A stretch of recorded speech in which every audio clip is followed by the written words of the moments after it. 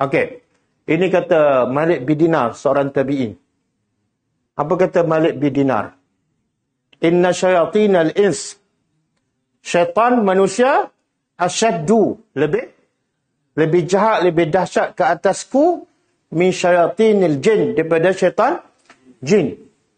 Kenapa dia begitu? Sebab wazalika, demikian itu, anni, sesungguhnya aku, iza ta'awwastu, bila aku berlindung dengan Allah, iaitu aku baca apa?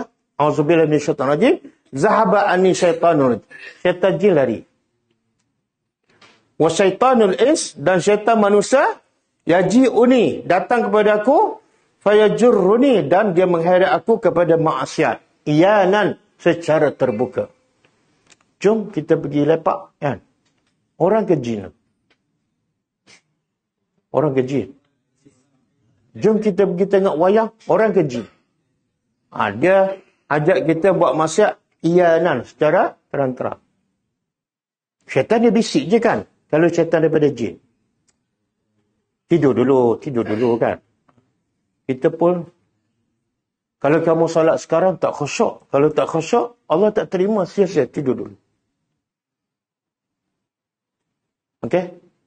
Jadi berhati-hati.